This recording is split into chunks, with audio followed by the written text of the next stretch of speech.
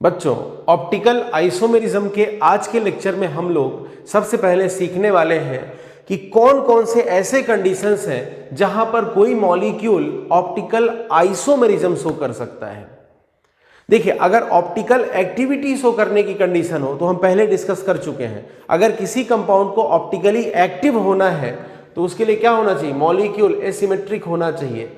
अगर molecule asymmetric होना चाहिए तो हम लोग ऐसा भी कह सकते हैं मॉलिक्यूल कायरल होना चाहिए। और किसी मॉलिक्यूल के एसिमेट्रिक होने के लिए उस मॉलिक्यूल में प्लेन ऑफ सिमेट्री और सेंटर ऑफ सिमेट्री एब्सेंट होना चाहिए। ये तो हो गई कंडीशन ऑप्टिकल एक्टिव होने के लिए। बात कर रहे हैं हम ऑप्टिकल आइसोमेरिज्म शो करने के लिए। ऑप्टिकल आइसोमेरिज्म शो करने के लिए कंपाउंड का ऑप्टिकली एक्टिव होना जरूरी नहीं है।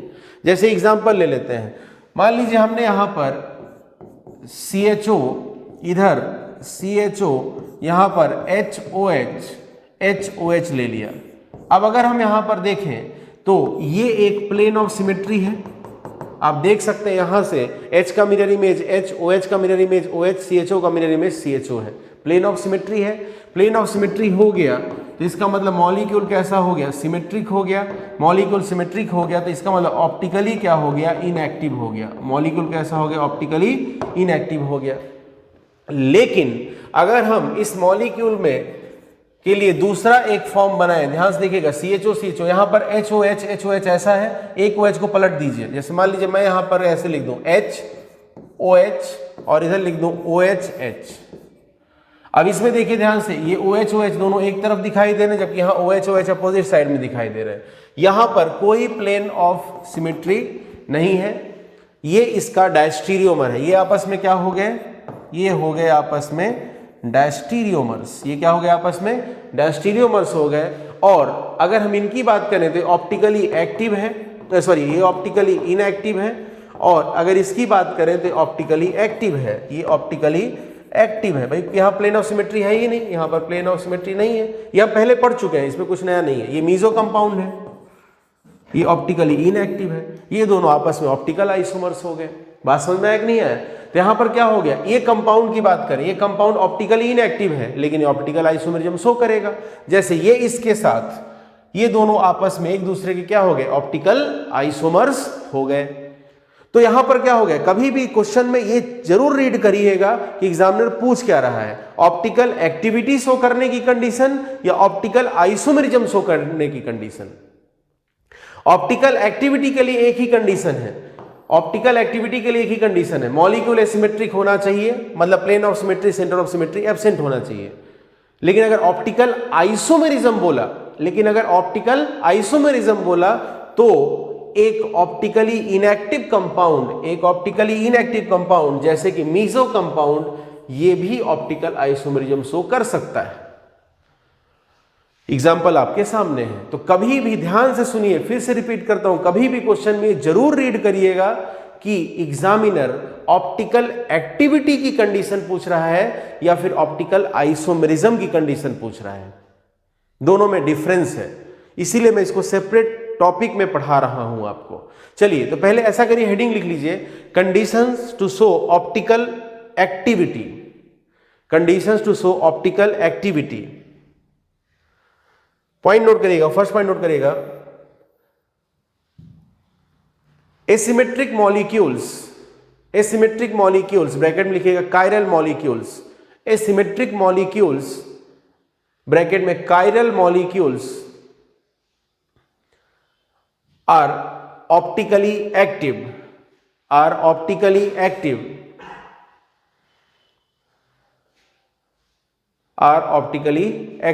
and their mirror images are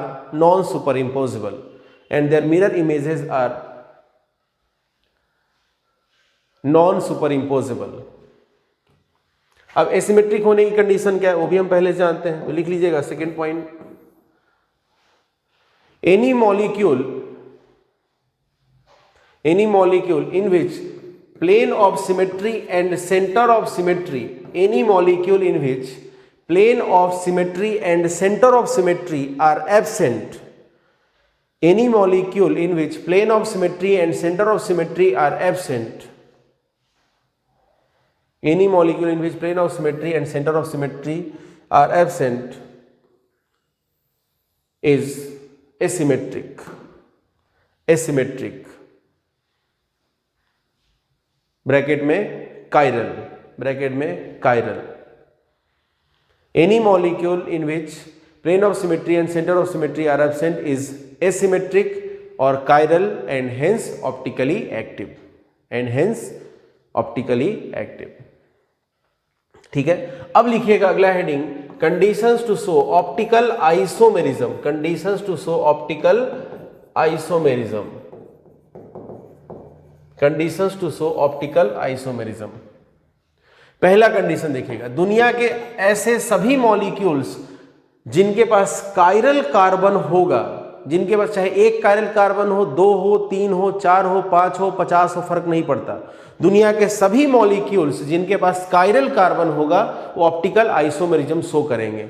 लेकिन इसका मतलब ये नहीं हुआ कि कायरल कार्बन है तो ऑप्टिकली एक्टिव ही होगा. जैसे यहां पर मैंने एग्जांपल अभी बताया, फिर से दिखा देता हूं आपको. ये देखिए, यहां पर जरा देखिए, ये कायरल सेंटर है, कायरल कार्बन है, यहां कायरल कार्बन है, 2 कायरल कार्बन है, लेकिन प्लेन ऑफ सिमेट्री प्रेजेंट होने के कारण, प्लेन ऑफ सिमेट्री प्रेजेंट होने के कारण ये मॉलिक्यूल सिमेट्रिक हो गया, ऑप्टिकली इनएक्टिव हो गया. तो इसलिए फिर से रिपीट करता हूं, कभी भी क्वेश्चन में रीड करना बहुत जरूरी होता है कि एग्जामिनर ने ऑप्टिकल एक्टिव या फिर ऑप्टिकली इनएक्टिव पूछा या ऑप्टिकल आइसोमेरिज्म पूछा.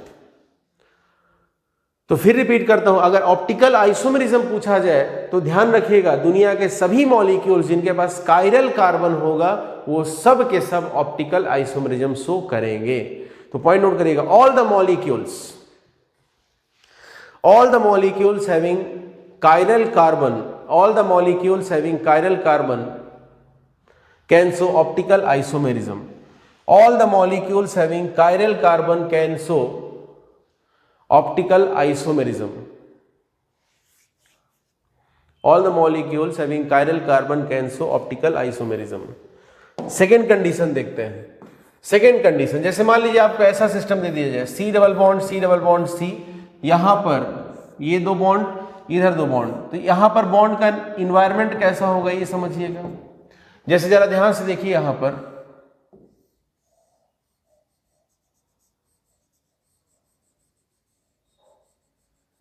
पर क्या हो जाएगा, मान लीजिए यहां पर A है, यहां B है, इधर A लगा दिया, इधर B लगा दिया, हम पहले ही पढ़ चुके हैं. ये अगर हॉरिजेंटल हुआ तो ये वर्टिकल हो जाएगा, तो ये हॉरिजेंटल हो जाएगा, तो ये वर्टिकल हो जाएगा. बात समझ में आ गया. अब जरा ध्यान से देखिए, ये हॉरिजेंटल है और ये वर्टिकल है. इन्वायरमेंट कैसा, टेट्राहेड्रल. और आपको पता है कि ऑप्टिकल आइसोमेरिज्म शो करने के लिए टेट्राहेड्रल इन्वायरमेंट ही चाहिए. यहां पर ये टेट्राहेड्रल इन्वायरमेंट है, ये टेट्राहेड्रल इन्वायरमेंट है, और इस टर्मिनल के दोनों ग्रुप डिफरेंट, इस टर्मिनल के दोनों ग्रुप डिफरेंट, इस टर्मिनल के दोनों ग्रुप A और B डिफरेंट है, इस टर्मिनल पे बैठे हुए दोनों ग्रुप डिफरेंट हैं. ये क्या शो करेगा, ये कंपाउंड कैसा होगा, ये कंपाउंड एसिमेट्रिक होगा, क्योंकि यहाँ plane of symmetry, centre of symmetry दोनों एब्सेंट होगा, हम पहले पढ़ चुके हैं. और अगर एसिमेट्रिक है तो इससे बनने वाला जो मिरर इमेज होगा वो नॉन सुपर इम्पोजेबल होगा. Non super imposable mirror image होगा, मतलब इसका इनेंसियोमर होगा, इसका एक ऑप्टिकल आइसोमर होगा. इनेंसियोमर्स आर ऑप्टिकल आइसोमर्स. क्लियर हुआ बात इतना. तो यहां पर दूसरी कंडीशन क्या है कि टेट्राहेड्रल इन्वायरमेंट हो और टर्मिनल पे बैठे हुए, टेट्राहेड्रल इन्वायरमेंट हो और टर्मिनल पे बैठे हुए ग्रुप्स डिफरेंट हो. जैसे इस टर्मिनल के दोनों ग्रुप डिफरेंट, इस टर्मिनल के दोनों ग्रुप डिफरेंट, तो वहां पर भी आपको ऑप्टिकल आइसोमेरिज्म मिल जाएगा, वहां पर ऑप्टिकल एक्टिविटी भी मिल जाएगा. क्लियर हुआ, क्योंकि एसिमेट्रिक मॉलिक्यूल है. जितने एसिमेट्रिक मॉलिक्यूल हैं सब ऑप्टिकल आइसोमेरिज्म शो कर देंगे. क्यों, क्योंकि एसिमेट्रिक मॉलिक्यूल का मिरर इमेज क्या होगा, नॉन सुपर इम्पोजेबल होगा, और non super imposable mirror image होगा तो मतलब इनेंसियोमर होगा, और इनेंसियोमर होगा मतलब ऑप्टिकल आइसोमर होगा. सीधी सी बात इतनी है. तो सेकेंड लिखेगा, all the molecules having tetrahedral environment, all the molecules having tetrahedral environment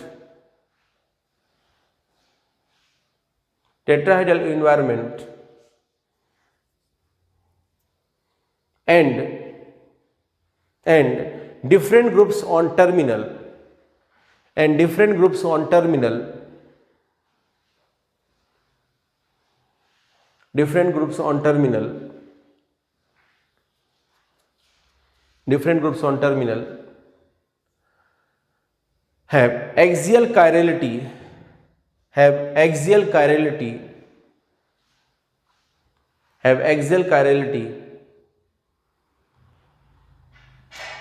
and hence they can show optical isomerism.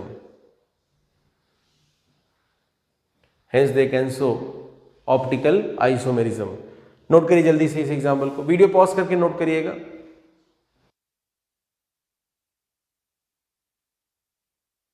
ठीक है, नोट कर लिया होगा। अब इस तरीके के बहुत सारे एग्जाम्पल्स हम लोग पढ़ चुके हैं, इसलिए यहां पर हम टाइम वेस्ट नहीं करेंगे। जैसे एक एग्जाम्पल और मैं बता देता हूं इससे रिलेटेड। जैसे मान लीजिए हमने यहां पर ऐसा सिस्टम ले लिया, ये सिस्टम ले लिया। अब इसमें यहां पर मैंने मान लीजिए ए लगाया, यहां पर बी लगा दिया। डिफरेंट ग्रुप होने चाहिए इस टर्मिनल पे, और यहां पर भी मान लीजिए मैंने डिफरेंट ग्रुप्स लगा दिए, एक ए हो गया, दूसरा बी हो गया। पहले इन्वायरमेंट देखते हैं, क्योंकि अगर स्क्वायर प्लेनर इन्वायरमेंट हो गया तो ऑप्टिकल आइसोमेरिज्म शो नहीं करेगा। क्या शो करेगा? ज्योमेट्रिकल आइसोमेरिज्म डिफरेंट ग्रुप्स की कंडीशन में। ये अगर हॉरिजेंटल है तो ये क्या हो जाएगा? वर्टिकल। तो ये क्या हो जाएगा? हॉरिजेंटल। तो ये क्या हो जाएगा? वर्टिकल। ये हॉरिजेंटल और ये वर्टिकल। इसका मतलब टेट्राहेड्रल इन्वायरमेंट हो गया, टेट्राहेड्रल इन्वायरमेंट हो गया। और टेट्राहेड्रल इन्वायरमेंट हो गया तो ऐसे हम नहीं दिखा सकते, फिर इसको किसी एक को बदलना पड़ेगा। जैसे मान लीजिए इसको बदल देते हैं, मान लीजिए ये वेज पे है तो फिर ये कहाँ रहेगा? डैश पे।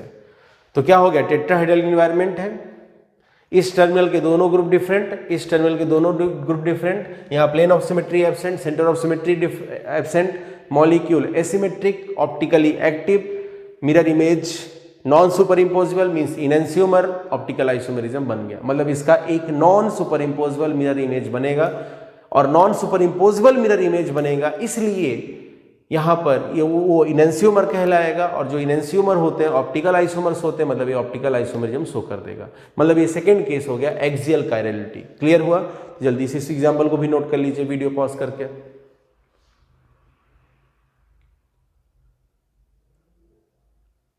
ठीक है, चलिए आगे बात करते हैं।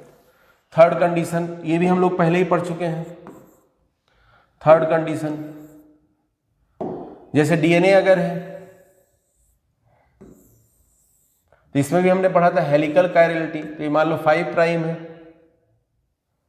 ये 3 प्राइम, ये 5 प्राइम, ये 3 प्राइम।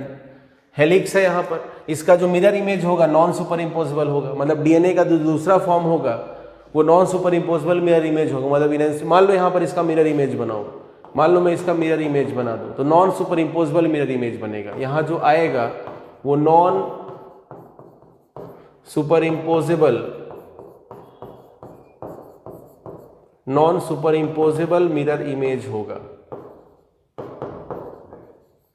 और अगर non super imposable mirror image होगा तो ये आपस में क्या होंगे? एक दूसरे के इनएंसियोमर्स होंगे।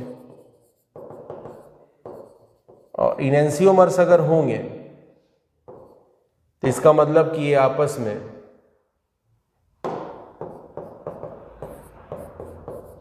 ऑप्टिकल आइसोमर्स भी होंगे। बात समझ में आया कि नहीं है? तो थर्ड कंडीशन लिखेगा DNA alpha helix of protein screw can show optical isomerism due to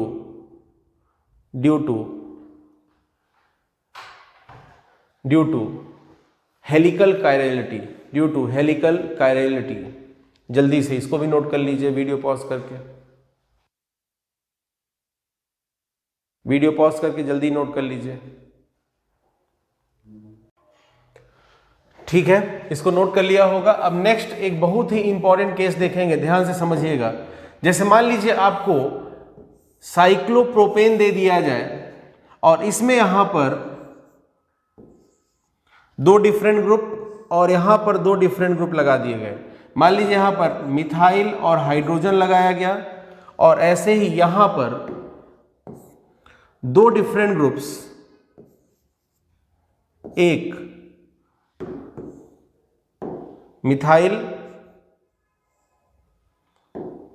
methyl group और दूसरा हाइड्रोजन ग्रुप लगा दिया।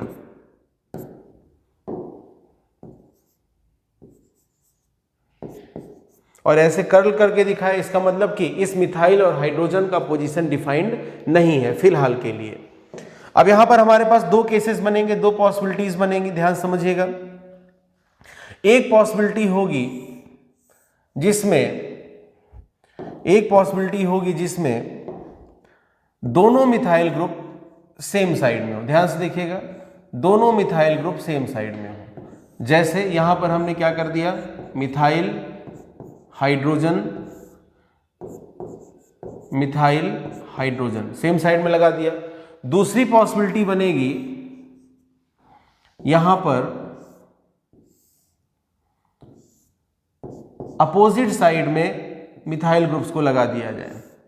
जरा ध्यान से देखिए, यहां पर हमने दोनों मिथाइल को सेम साइड में लगाया, ये सिस हो जाएगा। यहां दोनों मिथाइल को अपोजिट साइड में लगाया, ये ट्रांस हो जाएगा। ये हम पहले ही पढ़ चुके हैं। अब इसमें हमको देखना है ऑप्टिकल आइसोमेरिज्म की कहानी। इसमें क्या देखना है हमें, ऑप्टिकल आइसोमेरिज्म की कहानी। ध्यान से समझिएगा। जैसे यहां पर अगर हमको ऑप्टिकल आइसोमेरिज्म देखना हो तो हम लोग क्या बोलेंगे कि जैसे इस वाले में देखो, यहां पर अगर मैं यहां एक प्लेन बनाऊं, जरा देखो ध्यान से, ये मिथाइल ऐसे बोर्ड के प्लेन से ऊपर है, हाइड्रोजन पीछे है। ये मिथाइल बोर्ड के प्लेन से ऊपर है, हाइड्रोजन पीछे है। मैं यहां एक प्लेन ड्रॉ करूं तो क्या होगा, ये जो मिथाइल ऊपर है और ये जो मिथाइल ऊपर है एक दूसरे के मिरर इमेज होंगे। ऐसे पीछे वाले दोनों हाइड्रोजन एक दूसरे के मिरर इमेज हो जाएंगे। या फिर ऐसे डायरेक्टली देखो, मिथाइल का मिरर इमेज मिथाइल, हाइड्रोजन का मिरर इमेज हाइड्रोजन। ठीक है, तो यहां पर क्या हो गया, एक इंपॉर्टेंट बात क्या दिखाई दिया कि इस मॉलिक्यूल के पास प्लेन ऑफ सिमेट्री है। प्लेन ऑफ सिमेट्री अगर है, एक भी सिमेट्री एलिमेंट आ गया, कोई भी हो, चाहे प्लेन ऑफ सिमेट्री हो चाहे सेंटर ऑफ सिमेट्री हो, तो मॉलिक्यूल क्या हो जाएगा, सिमेट्रिक हो जाएगा।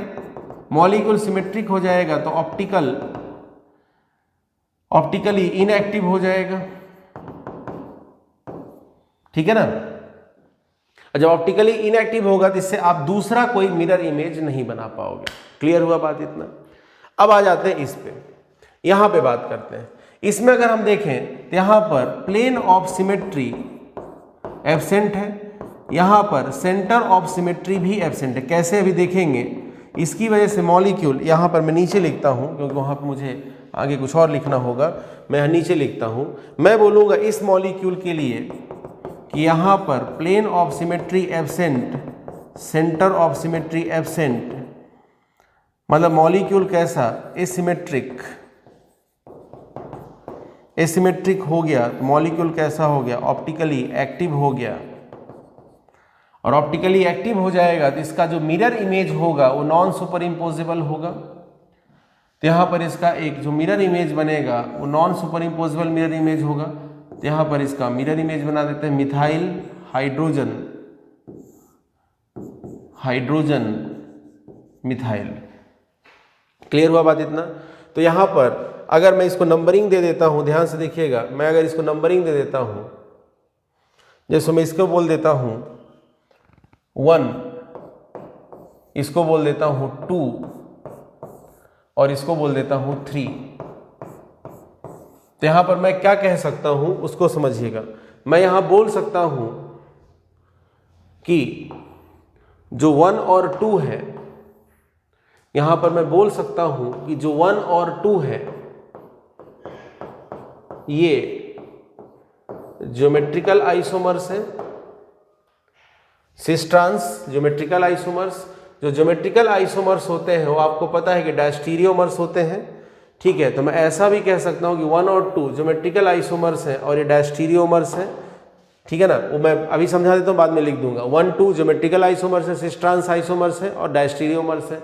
जितने भी सिस ट्रांस आइसोमर्स होते हैं वो सब डायस्टीरियोमर होते हैं, या जितने भी ज्योमेट्रिकल आइसोमर्स होते हैं सब डायस्टीरियोमर्स होते हैं।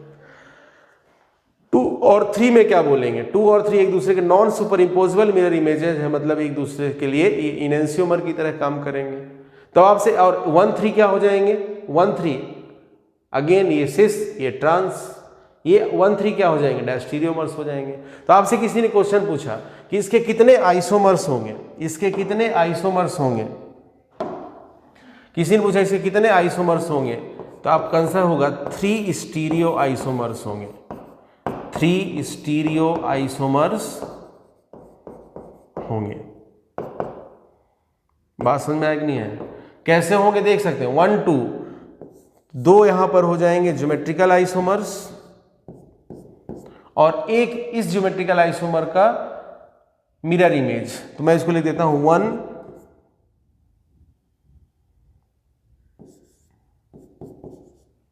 इनेंसियोमेरिक, 1 इनेंसियोमेरिक पेयर। ठीक है, समझ में आ ही गया होगा, छोड़ देते हैं। कौन कौन से हो जाएंगे 3 स्टीरियो आइसोमर्स? 1 1 2 एंड 3।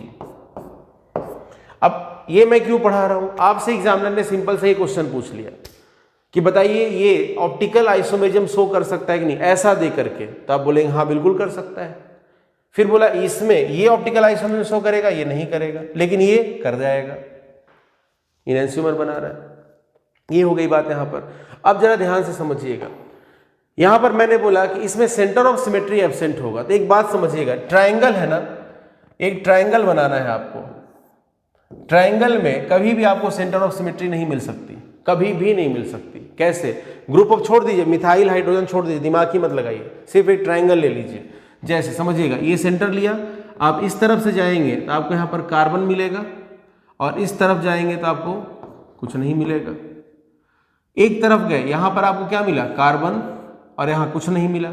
इसका मतलब सेंटर ऑफ सिमेट्री क्या है? एब्सेंट है। तो एक ट्रायंगल अगर है, एक अगर ट्रायंगल है तो उसमें आपको सेंटर ऑफ सिमेट्री मिल ही नहीं सकता। बहुत से लोग क्या गलती करते हैं, ये मिथाइल मिथाइल हाइड्रोजन हाइड्रोजन के बीच में सेंटर ऑफ सिमेट्री मुलझे होते हैं। आप यहां पे सोचिए, आप के पास ये मॉलिक्यूल है, मैं इसको थोड़ा बड़ा करके बताता हूं, फिर बाद में मैं इसको हटा दूंगा। जरा ध्यान से देखिए, इस मॉलिक्यूल को ध्यान से देखिएगा, बाकी सब भूल जाइए, इस मॉलिक्यूल को देखिए। बहुत से लोग क्या गलती करते हैं, सोचते हैं अच्छा इधर जाएंगे मिथाइल मिलेगा, इधर आएंगे तो मिथाइल मिलेगा, इधर गए हाइड्रोजन मिला, इधर गए हाइड्रोजन मिला, अच्छा सा सेंटर ऑफ सिमेट्री प्रेजेंट है। और इधर गए, इधर के जाना ही भूल गए, इधर गए तो कार्बन, इधर आए तो कुछ भी नहीं। और सेंटर ऑफ सिमेट्री क्या कहता है कि सेंटर से अपोजिट डायरेक्शन पे आप कहीं भी चलिए तो इक्वल डिस्टेंस पर सेम ग्रुप मिलना चाहिए। तो इधर गए तो कार्बन मिला, इधर उतनी ही डिस्टेंस पर चल के आए तो कुछ नहीं मिला। इसका मतलब सेंटर ऑफ सिमेट्री तो एब्सेंट है, यहाँ सेंटर ऑफ सिमेट्री एब्सेंट है। तो बहुत से लोगों की हैबिट होती है कि वो ऐसा methyl methyl hydrogen hydrogen check करके अपना टाइम वेस्ट कर देते हैं। क्लियर हुआ बात? इतना ये समझ में आ गया होगा आपको। इसलिए बहुत इंपॉर्टेंट है, इस बात को अच्छे से समझ के रखिएगा कि एक ट्रायंगल अगर है तो उसमें आपको सेंटर ऑफ सिमेट्री कभी नहीं मिलने वाला है।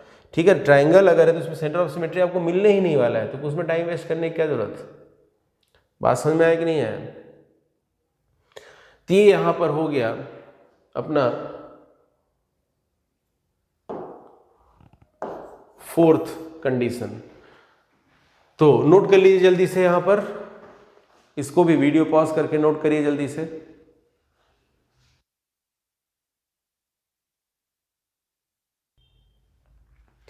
ठीक है, ये हो गया यहां पर।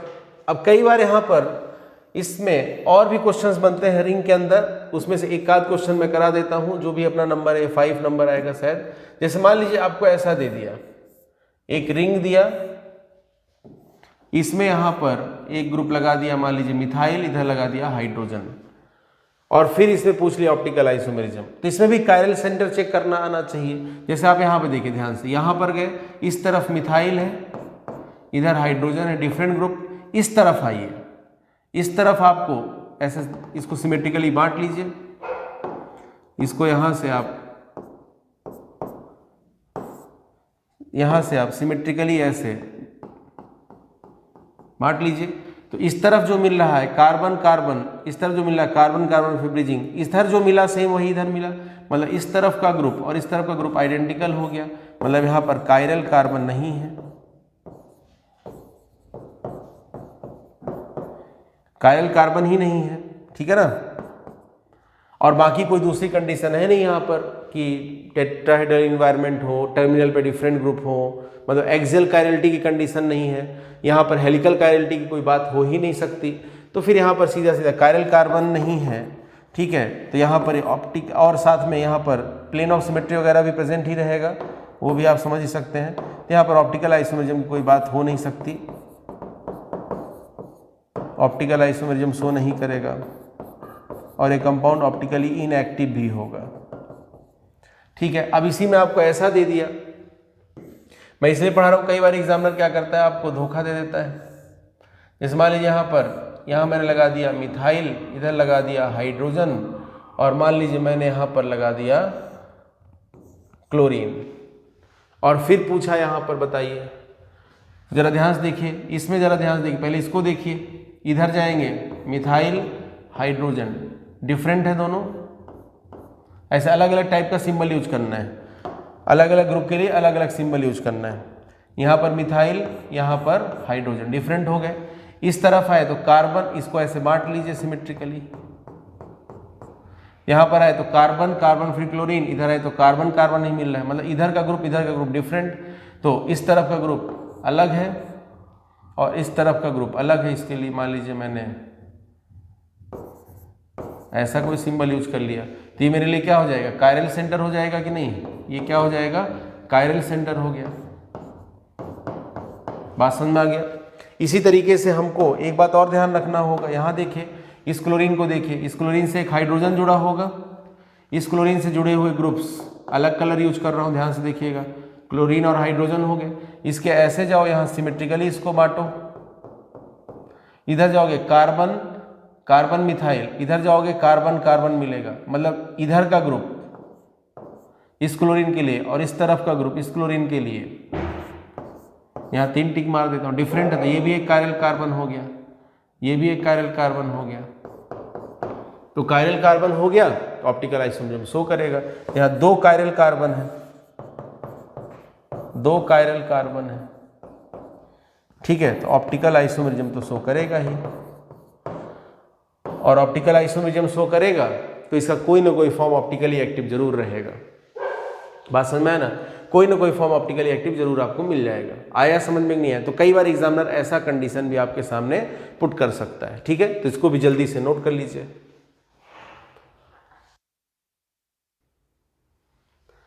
ठीक है, तो ये आपने नोट कर लिया होगा, ठीक है।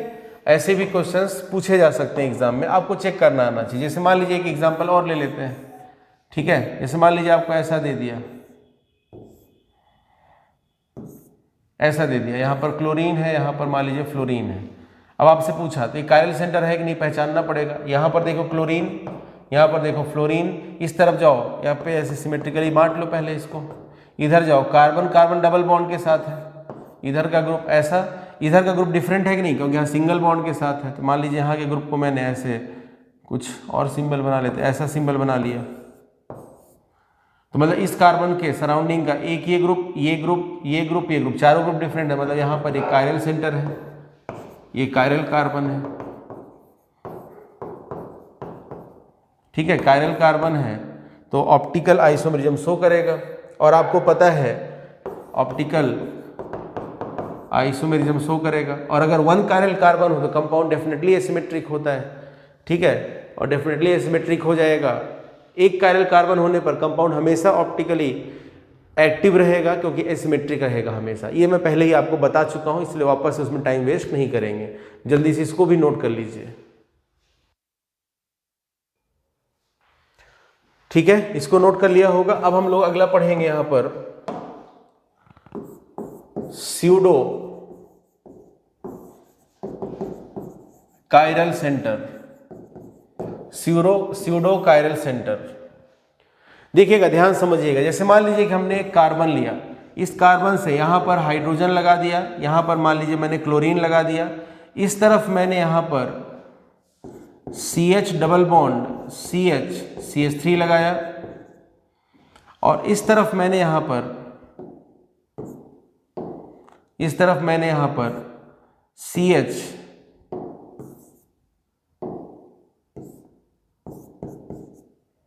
डबल बॉन्ड CH CH3 लगाया। अब जरा ध्यान से देखिएगा, यहां पर ये कार्बन देखो, इससे क्या जुड़ा है, एक हाइड्रोजन जुड़ा है, क्लोरीन जुड़ा है। ये दोनों डिफरेंट है, ये दोनों सेम लग रहे हैं। लेकिन एक बात समझिएगा, अगर ये दोनों सिस हो, अगर ये दोनों सिस में हो ये दोनों, और या फिर ये दोनों ट्रांस में हो, तब ये दोनों सेम रहेंगे। लेकिन एक सिस हो और दूसरा ट्रांस हो तो ये दोनों डिफरेंट हो जाएंगे। मतलब यहां पर इस कंपाउंड को कायरल बोलने के लिए या इस कार्बन को कायरल बोलने के लिए हमें डिफरेंट कंडीशंस से होके गुजरना पड़ेगा।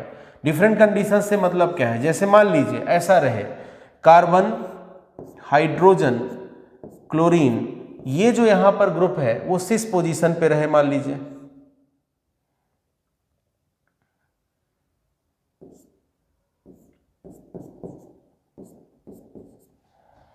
और ये वाला भी अगर सिस पोजीशन पे रहे मान लीजिए,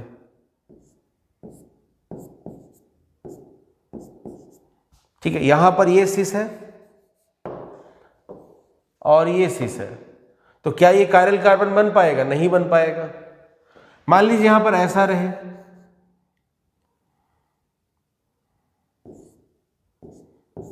HCl, इधर का ग्रुप ट्रांस हो जाए, इधर का ग्रुप भी ट्रांस हो जाए। देख सकते हैं दोनों को ट्रांस कर दिया मैंने,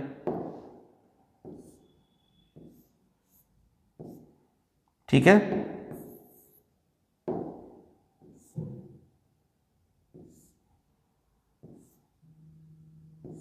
ये ऐसी कंडीशन हो। अब जरा ध्यान से देखिए इसको, ये क्या है, ये क्या है, ट्रांस, और ये क्या है, ट्रांस। ये दोनों सेम हो गए तो ये कायरल कार्बन नहीं हुआ। लेकिन तीसरी कंडीशन पे चलते हैं। मान लीजिए ऐसा हो जाए, कार्बन एक तरफ वाला ट्रांस रहे, एक तरफ का ग्रुप क्या रहे, ट्रांस,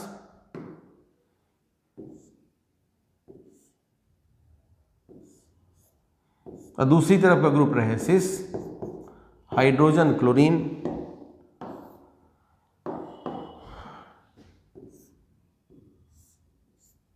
ऐसा कंडीशन। अब जरा देखिए, ये वाला सिस हो गया और ये ट्रांस हो गया। अब जरा देखो, ये सिस है, ये ट्रांस है, ये हाइड्रोजन है, क्लोरीन, चारों तरफ के ग्रुप डिफरेंट है, ये कायरल सेंटर हो गया। तो अब यहां पर ये कंपाउंड दिया आपको, इस कंपाउंड में कायरल होने के लिए कंडीशनल कायरलिटी आएगा ना, कि अगर ये दोनों सिस हो गए तो ये दोनों सेम हो जाएंगे, ये कायरल नहीं होगा। ये दोनों ट्रांस हो गए तो दोनों सेम हो जाएंगे, कायरल नहीं होगा। लेकिन एक सिस हो, एक ट्रांस हो, एक हाइड्रोजन हो, एक क्लोरीन हो, ये कायरल हो जाएगा। तो ऐसी कायरलिटी जो अटैच्ड ग्रुप के कन्फिग्रेशन पे डिपेंड करता हो, वो कन्फिग्रेशन सिस ट्रांस हो सकता है, वो कन्फिग्रेशन EZ हो सकता है, वो कन्फिग्रेशन RS हो सकता है, उससे फर्क नहीं पड़ता। कन्फिग्रेशन पे डिपेंड कर जाए तो उस टाइप के कायरलिटी को कहेंगे कि स्यूडो कायरलिटी है, और वहां पर जो कायरल सेंटर डेवलप हो सकता है वो स्यूडो कायरल सेंटर कहलाएगा। जैसे यहां पर ये कार्बन को क्या कहेंगे, ये कायरल सेंटर नहीं है, नो कायरल सेंटर, या फिर लिख सकते हैं इट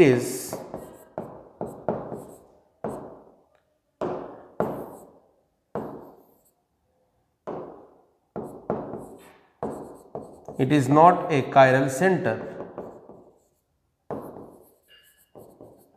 इसके लिए भी बोल सकते हैं ये भी कायरल सेंटर नहीं है, लेकिन इसके लिए क्या बोल सकते हैं कि ये कायरल सेंटर है,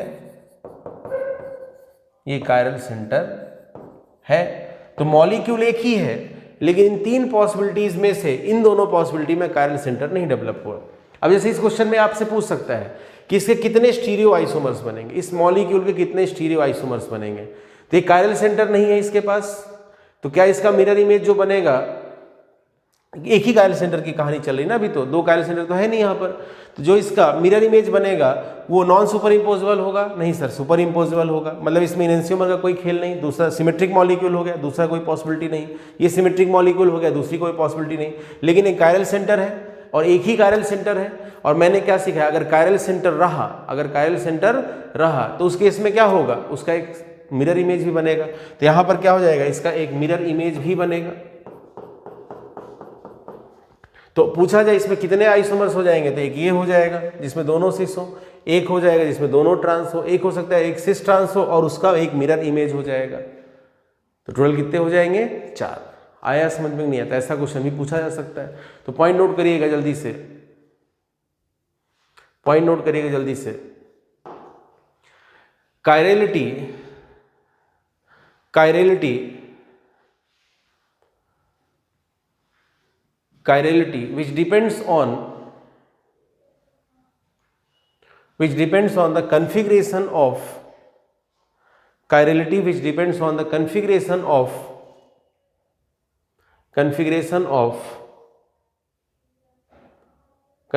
of attached groups,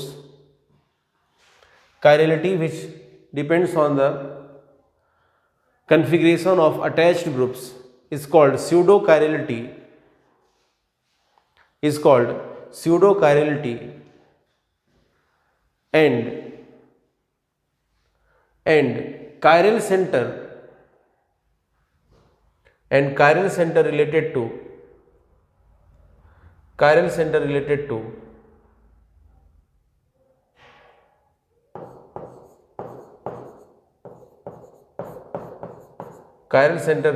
to pseudo-chirality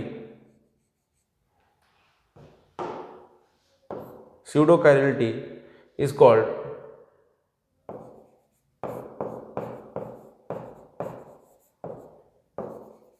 called pseudo-chiral center, is called pseudo-chiral center.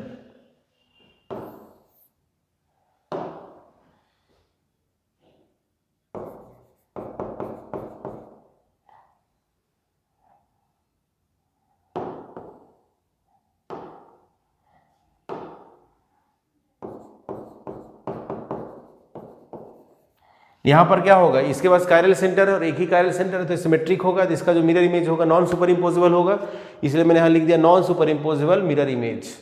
तो यहाँ पर टोटल इसके 4 पॉसिबिलिटीज हो गए। इसमें ये जो कायरल सेंटर आया है इसको क्या कहेंगे हम, इस कायरल सेंटर को कहेंगे हम स्यूडो कायरल सेंटर। इसको क्या कहेंगे, स्यूडो कायरल सेंटर। क्लियर हुआ बात इतना? चलिए जल्दी से इस एग्जाम्पल को नोट करिए, जल्दी से इस एग्जाम्पल को नोट कर लीजिए।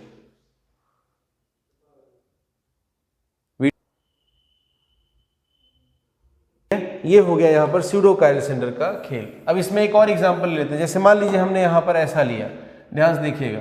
जैसे मान लीजिए मैंने हाइड्रोजन लिया, कार्बन, वो ध्यान समझिएगा कंसेप्ट को। जैसे मान लीजिए मैंने यहाँ हाइड्रोजन लिया, कार्बन, और इस कार्बन से मान लीजिए मैंने OH लगा दिया। इसके पड़ोस में मैंने एक और कार्बन लिया, इस कार्बन से मैंने यहाँ पर लगा दिया CH3। यहाँ पर मान लीजिए मैंने ले लिया फ्लोरीन, यहाँ पर ले लिया मैंने क्लोरीन। फिर इस तरफ आते हैं, यहाँ पर मैंने ले लिया इस कार्बन से फ्लोरीन, अटैच कर दिया क्लोरीन, और इधर अटैच कर दिया CH3। अब जरा ध्यान से देखिएगा, ये परमानेंट कायरल सेंटर है। कैसे? इस कार्बन से देखो फ्लोरीन, क्लोरीन, CH3 और ये बड़ा सा ग्रुप, डिफरेंट ग्रुप है चारों। इस कार्बन में देखो तो ये परमानेंट कायरल सेंटर है। कैसे? इस कार्बन से फ्लोरीन, क्लोरीन, CH3 और ये बड़ा सा ग्रुप, डिफरेंट है चारों ग्रुप, ये कायरल सेंटर है। लेकिन अब इसकी बात करें, ये कायरल सेंटर की बात करें, तो यहाँ पर क्या होगा समझिएगा ध्यान से। अगर ये दोनों R R हो जाए, मान लीजिए दोनों R R हो जाए, तो ये कायरल सेंटर नहीं होगा। अगर ये दोनों S S हो जाए तो भी ये कायरल सेंटर नहीं होगा। ठीक है, अगर ये दोनों S S हो जाए, जैसे मान लीजिए यहाँ पर ये दोनों R R, ये वाले का कन्फिग्रेशन R और इसका कन्फिग्रेशन R हो जाए, तो ये जो सेंटर होगा ये कायरल सेंटर नहीं होगा। ये दोनों S S हो जाए तब भी ये कायरल सेंटर नहीं होगा। लेकिन इसमें से एक R हो और दूसरा S हो, या फिर ये वाला S हो और दूसरा वाला R हो तो ये कायरल सेंटर हो जाएगा, तब उस कंडीशन में कायरल सेंटर हो जाएगा। तो यहां पर ध्यान से समझिएगा, इसके कायरल सेंटर होने के लिए क्या कंडीशन है, ये कायरल सेंटर कब हो पाएगा, यहां कायरल सेंटर नहीं है, ये कायरल सेंटर नहीं है, ऐसे कट कर दिया मैंने, ये भी कायरल सेंटर नहीं है, यहां पर कट कर दिया मैंने, लेकिन यहां पर एक कायरल सेंटर है, यहां कायरल सेंटर है। तो यहां पर इसे कायरल सेंटर होने के लिए कंडीशन क्या है कि इसके सराउंडिंग के ग्रुप का कॉन्फ़िगरेशन क्या है वो डिपेंड करेगा, इसलिए ये सराउंडिंग के ग्रुप पे उसके कॉन्फ़िगरेशन पे डिपेंड करेगा इसका कायरल सेंटर होना या ना होना। तो ये कायरल सेंटर जो यहाँ बनेगा ये कैसा कायरल सेंटर कहलाएगा, इस केस में यहाँ पर ये जो कायरल सेंटर बनेगा ये क्या कहलाएगा, ये कहलाएगा स्यूडो कायरल सेंटर। बात समझ में आ गया कि नहीं है? तो इस एग्जाम्पल को भी जल्दी से नोट कर लीजिए, वीडियो पॉज करके नोट करिए, ठीक है। तो ये यहां पर आपने नोट कर लिया होगा। तो स्यूडो कायरल सेंटर का मीनिंग समझ में आ गया होगा। स्यूडो कायरल सेंटर आपको तभी ऑब्जर्व होगा जब किसी भी कार्बन के सराउंडिंग में ऐसे ग्रुप लगे हों, जैसे यहां पर देखिए ये एक ग्रुप और यहां एक ग्रुप, जो ज्योमेट्रिकल आइसोमेरिज्म या फिर ऑप्टिकल आइसोमेरिज्म में से कोई एक शो करते हो, ठीक है। जैसे मान लीजिए ये दोनों ऑप्टिकल वाले हैं, तो अगर ये दोनों आर आर हो गए तो ये कायरल सेंटर नहीं होगा, दोनों एस एस हो गए तो नहीं होगा, एक आर एक एस होगा तो हो जाएगा। क्लियर हुआ बात इतना? तो ये यहाँ पर इसमें ये कंडीशन हो गई। अब सबसे इंपॉर्टेंट होता है कि डिफरेंट केसेस में नंबर ऑफ ऑप्टिकल आइसोमर्स कितने होंगे। तो हेडिंग लिखिएगा जल्दी से, number of optical isomers, heading लिखिएगा number of optical isomers, number of optical isomers. चलिए समझते हैं यहां पर ध्यान से। एक कंडीशन होगी यहां पर अगर एसिमेट्रिक कंडीशन हो, एक कंडीशन हो जब कैसा मॉलिक्यूल हो, एसिमेट्रिक हो। एसिमेट्रिक का मीनिंग जैसे मान लीजिए carbon carbon carbon carbon carbon carbon ऐसा ले लिया। यहां पर मान लीजिए मैंने 1 2 3 4 5 6 6 कार्बन ले लिए। यहां पर मान लो मैं सी डबल, रियल एग्जांपल ही ले लेते हैं, COOH, यहां पर लगा दिया HOH HOH HOH HOH और यहां पर लगा दिया HOH। अब यहां पर जरा देखो इस तरफ कौन सा ग्रुप है, CHO ग्रुप है, और इस तरफ देखो जरा CH2OH ग्रुप है।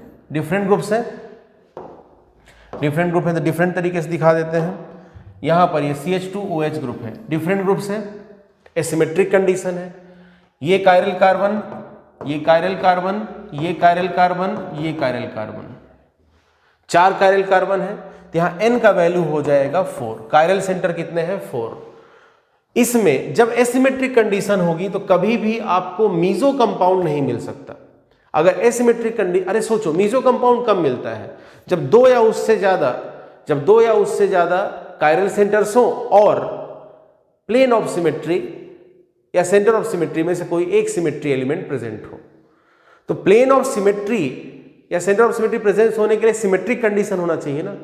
अगर यहां पर CH2OH लगा हुआ है, यहां पर लास्ट वाले पे यहां पर CH2OH लगा हुआ है और यहां पर CHO ग्रुप लगा हुआ है, तो कभी आपको POS और COS मिल ही नहीं पाएगा। तो मीजो का खेल तो यहां हो ही नहीं सकता। मतलब जितने कंपाउंड होंगे सब के सब ऑप्टिकली एक्टिव होंगे। तो यहां पर क्या हो जाएगा, N का वैल्यू 4 है। तो एसिमेट्रिक कंडीशन अगर रहे, अगर एसिमेट्रिक कंडीशन है, थोड़ा पीछे से लिखना चालू करते हैं।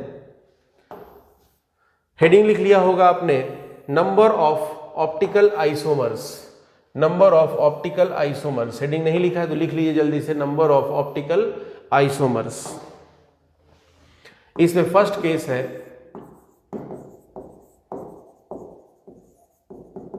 Asymmetric condition, asymmetric condition. तो एसिमेट्रिक कंडीशन में ऑप्टिकली एक्टिव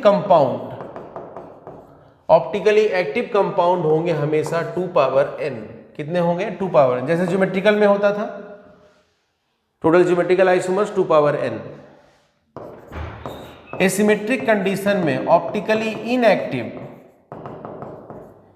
या फिर कहें कि मीजो कंपाउंड आपको कभी मिलेंगे नहीं, तो ये कितना रहेंगे? 0। ये कितना रहेंगे? 0। इसमें कई बार इनेंशियोमेरिक पेयर कितने बनेंगे ये भी पूछा जाता है। इनेंशियोमेरिक पेयर कितने बनेंगे? तो हर एक ऑप्टिकल, जितने भी ऑप्टिकली एक्टिव कंपाउंड होंगे, जैसे मान लीजिए एक ऑप्टिकली एक्टिव कंपाउंड है, तो दूसरा ऑप्टिकली एक्टिव इसका मिरर इमेज ही रहा होगा। ऑप्टिकली एक्टिव का दूसरा फॉर्म उसका ऑप्टिकली एक्टिव का मिरर इमेज ही रहा होगा, non super imposable mirror image. जैसे अगर 2 two power n optically active है, तो उसमें से आधे एक मिरर इमेज के पार्ट होंगे और आधे दूसरे मिरर इमेज के पार्ट होंगे। तो पेयर कितना बनेगा? इसका आधा। जैसे एग्जांपल समझ लेंगे तो समझ में आ जाएगा। तो कभी भी अगर आपसे इनेंशियोमेरिक पेयर पूछे तो आपका आंसर होगा ऑप्टिकली एक्टिव बाई 2। जितने ऑप्टिकली एक्टिव होंगे उसका हाफ। ठीक है, चलिए यहां पर आप समझते हैं कंसेप्ट को। जैसे मान लीजिए यहां पर हमने ले लिखा, ये मॉलिक्यूल कैसा है? एसिमेट्रिक है, तो n का वैल्यू कितना आया? 4 आया। n का वैल्यू 4 आया, इसके बेसिस पे हम लोग क्या क्या कह सकते हैं कि ऑप्टिकली एक्टिव कितने होंगे? 2 पावर 4 इज इक्वल टू 16। मतलब ग्लूकोज के लिए कितने उसके दूसरे स्टीरियो आइसोमर्स बन सकते हैं? तो ग्लूकोज एक खुद और बाकी 15 और बनेंगे, टोटल 16 हो जाएंगे। ऑप्टिकली एक्टिव हो जाएंगे। ऑप्टिकली इनएक्टिव एसिमेट्रिक में कभी मिलेगा ही नहीं, तो ऑप्टिकली इनएक्टिव या फिर मीजो कितना? 0। फिर आपसे किसी ने पूछ लिया टोटल ऑप्टिकल आइसोमर, तो कितना? 16 प्लस मीजो कितना? 0, तो 16। फिर आपसे किसी ने पूछ लिया इनेंशियोमेरिक पेयर,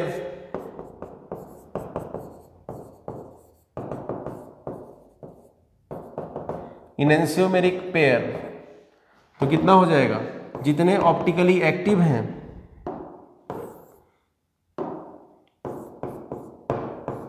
ऑप्टिकली एक्टिव बाई 2, तो 16 बाई 2 इज इक्वल टू 8। अब इसका मीनिंग समझिए। जैसे मान लीजिए कि इसमें एक मॉलिक्यूल बना होगा, एक ऑप्टिकल आइसोमर बना होगा डी ग्लूकोज, तो उसका एक मिरर इमेज रहा होगा एल ग्लूकोज, तो 2 हो गए। फिर ऐसे ही आपने इसमें अलग अलग केसेस बनाए होंगे। जैसे मान लीजिए आपने डी मैनोज बनाया होगा, तो उसका एक मिरर इमेज रहा होगा एल मैनोज, 4 हो गए। ऐसे करके 16 आएंगे।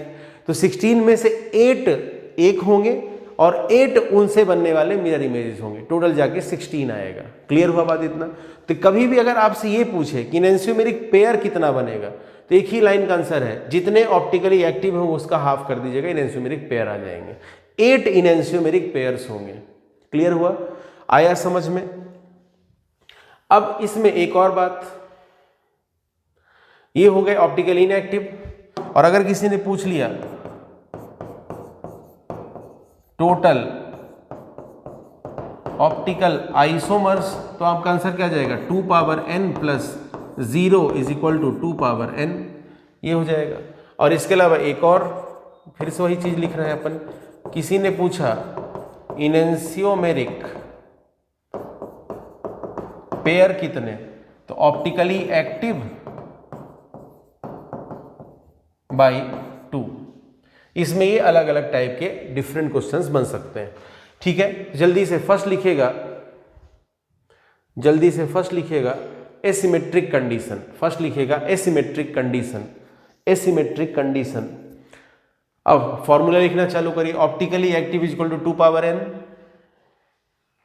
फिर उसके नीचे लिखिएगा ऑप्टिकली इनएक्टिव ब्रैकेट में meso compound equal to 0।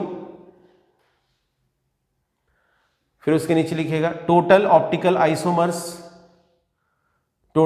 Isomers equal to 2 power n plus 0, 2 power n plus 0। Equal to 2 power n, यहां लिखा हुआ है।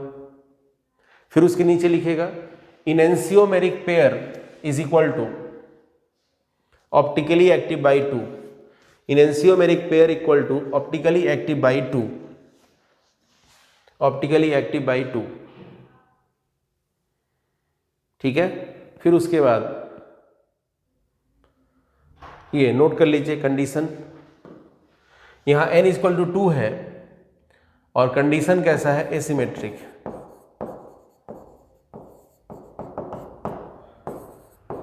n इक्वल टू 4 है, नॉट 2, n इक्वल टू 4 है और कंडीशन कैसा है, एसिमेट्रिक कंडीशन है। लिख लीजिए जल्दी से, नोट करते जाइए।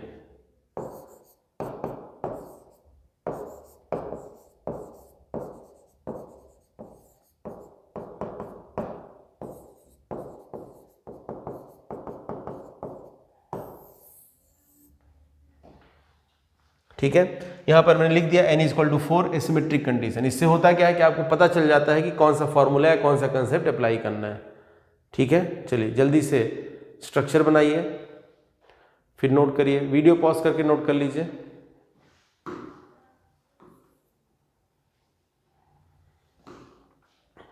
ठीक है, इतना नोट कर लिया होगा, इसके आगे ये नोट कर लीजिए, टोटल ऑप्टिकल आइसोमर्स और इनेंशियोमेरिक पेयर्स।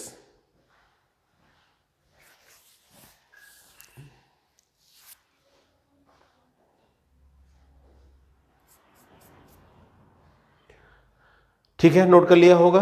अब आ जाते हैं सेकेंड कंडीशन पे। एसिमेट्री का केस हमेशा इजी रहता है, जीआई में भी वही था। एसिमेट्रिक कंडीशन में 2 पावर n, काम खत्म, टोटल ज्योमेट्रिकल आइसोमर्स, यही था ना ज्योमेट्रिकल आइसोमर के लिए। ऑप्टिकल आइसोमेरिज्म में भी वही आया, 2 पावर n, कब, जब एसिमेट्रिक कंडीशन हो। तो एसिमेट्रिक कंडीशन सबसे इजी केस होता है। अब आते हैं सिमेट्रिक कंडीशन पे।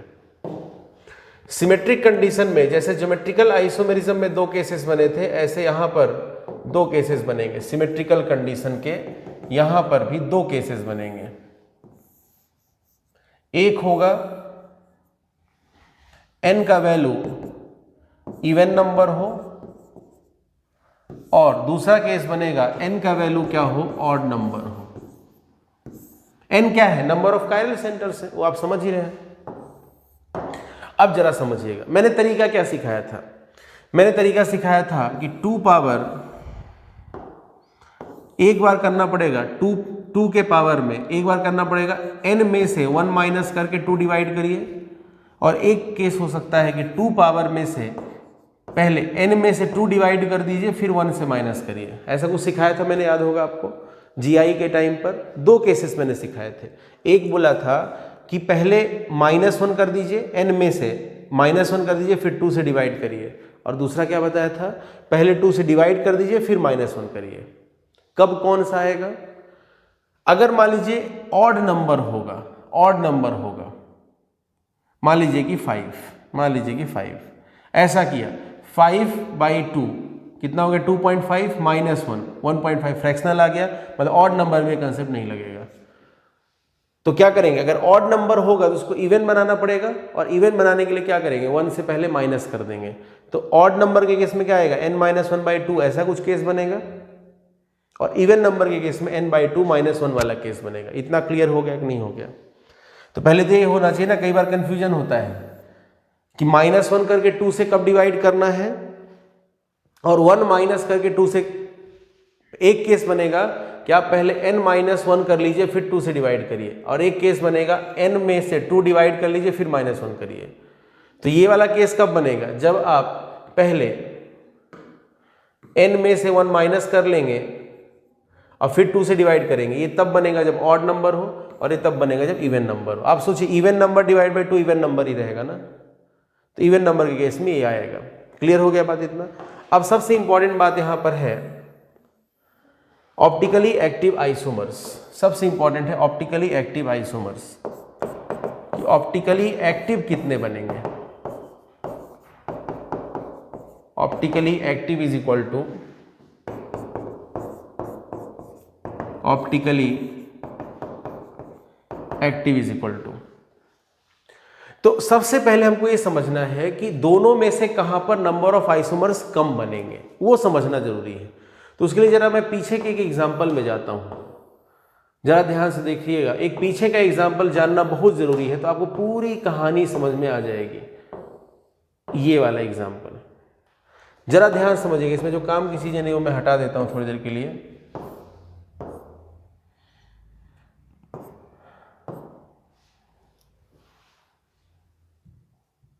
इस मॉलिक्यूल को ध्यान से देखिए, बहुत ध्यान से कंसेप्ट सीखिएगा। मान लीजिए मुझे इस मॉलिक्यूल में नंबर ऑफ कायरल सेंटर्स ढूंढने हो, तो मैं बोलूंगा कि एक कायरल सेंटर यहां पर है, एक कायरल सेंटर यहां पर है, और एक कायरल सेंटर यहां पर है, लेकिन ये कंडीशनल है।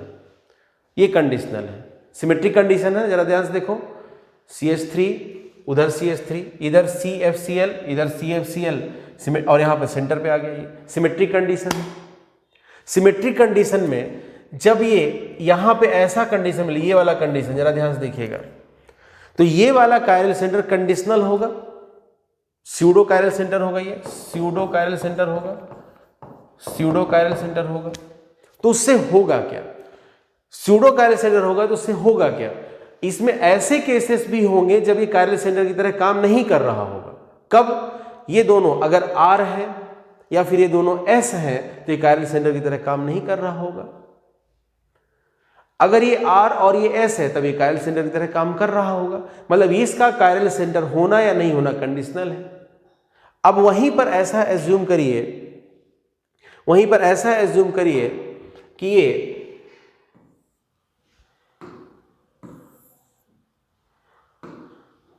यहां पर हम लोग FCl और CH3 ऐसा कर दिए होते, अब क्या होता? ये कायरल सेंटर होता, जरा ध्यान देखना, ये कायरल सेंटर होता, ये कायरल सेंटर होता, ये कायरल सेंटर होता, और ये भी कायरल सेंटर होता। और इसमें से कोई भी कायरल सेंटर ऐसा नहीं जो स्यूडो हो, सबके सब रियल में कायरल सेंटर है। कोई कंडीशन यहाँ पर लगाने की जरूरत नहीं पड़ेगी कि ये तब कायरल सेंटर होगा जब ऐसा हो, ऐसा हो, ऐसा कुछ नाटक नहीं है। अब जरा ध्यान से देखिए, यहां पर ये नंबर क्या है कायरल सेंटर का? 1 2 3 4 इवन नंबर है। मतलब कि अगर सिमेट्रिक कंडीशन हो, जरा देखिए सिमेट्रिक कंडीशन, इधर से उधर चलिए, सिमेट्रिक कंडीशन है। अगर सिमेट्रिक कंडीशन हो और आपको इवन नंबर मिल रहा हो, सिमेट्रिक कंडीशन हो और इवन नंबर मिल रहा हो, तो वहां पर स्यूडो कायरल सेंटर का खेल नहीं आएगा।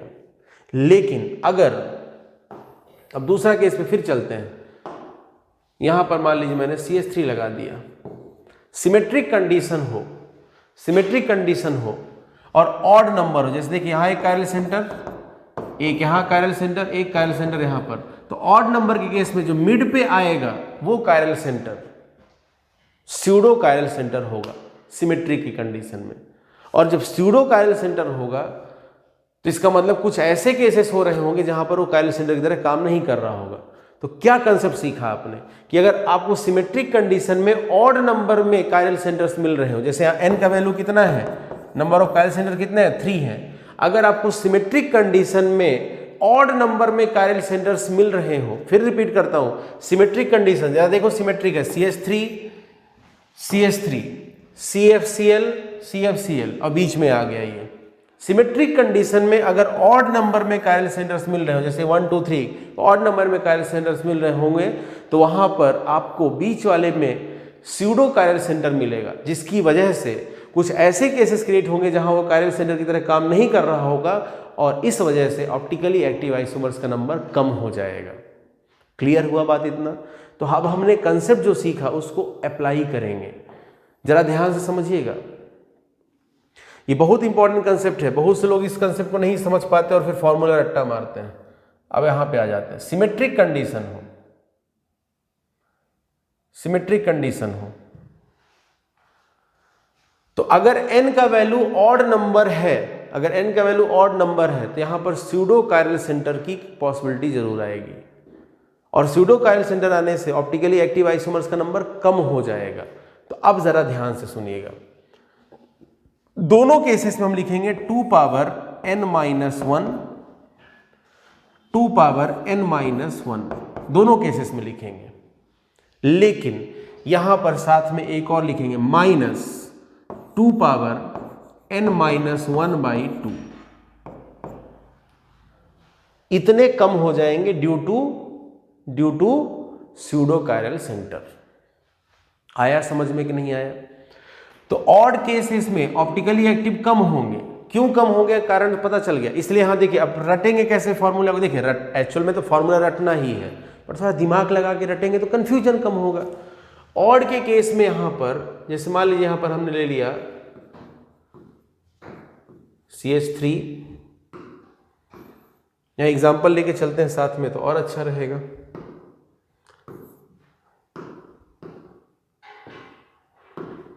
यहां एग्जाम्पल ले लेता हूं मैं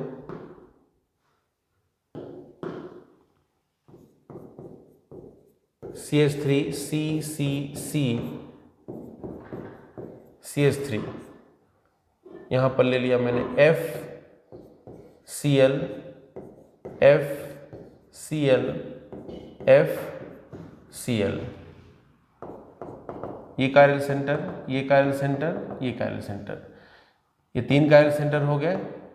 सिमेट्रिकल कंडीशन है। और ये कैसा कायरल सेंटर है? This is pseudo chiral centre. और इसी वजह से नंबर ऑफ आइसोमर्स क्या हो जाएंगे? कम हो जाएंगे। तो अब याद कैसे करेंगे? 2 पावर n-1 2 पावर n-1 दोनों केसेस में करेंगे, लेकिन यहां पर आइसोमर्स का नंबर कम हो जाएगा due to pseudo chiral centre, तो -2 पावर n-1/2। अब अगला कंफ्यूजन होगा कि सर क्या करना है?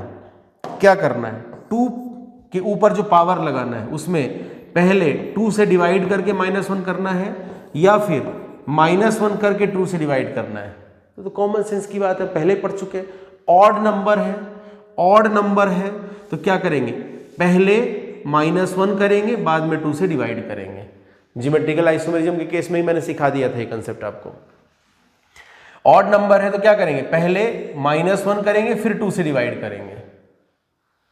क्योंकि अगर डायरेक्टली ऐसा कर दिया ऑड नंबर केस में, जैसे यहाँ n का वैल्यू 3 आया तो 3/2 कितना हो गया? 3/2 1.5 -1 2 पावर 0.5। फ्रैक्शनल नहीं चलेगा, तो आपको खुद ही समझ में आ जाएगा। तो फिर रिपीट करता हूं, अगला कंफ्यूजन, पहली चीज देखिएगा, अब तरीका ध्यान समझिएगा, मेरा कंसेप्ट सीखिएगा। मैं जो कंसेप्ट सिखा रहा हूं, मैं कंसेप्चुअली फॉर्मूला आपको रटना सिखा रहा हूं। फॉर्मूला एक्चुअल में रटने का है, लेकिन रटेंगे थोड़ा दिमाग लगा के, है ना? तो मैं क्या बोल रहा हूं देखिएगा, सिमेट्रिकल कंडीशन है। जैसे यहां पर सिमेट्रिकल कंडीशन ले लेते हैं, CH3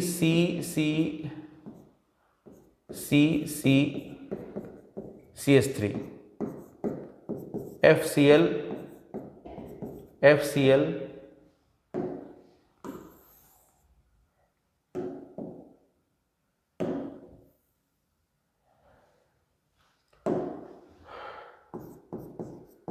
CH3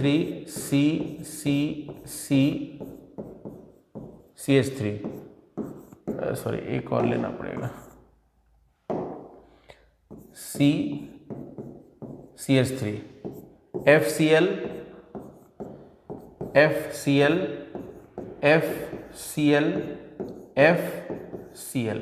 ये कायरल सेंटर, ये कायरल सेंटर, ये कायरल सेंटर, ये कायरल सेंटर, कोई स्यूडो नहीं है। तो ऑब्वियस है यहां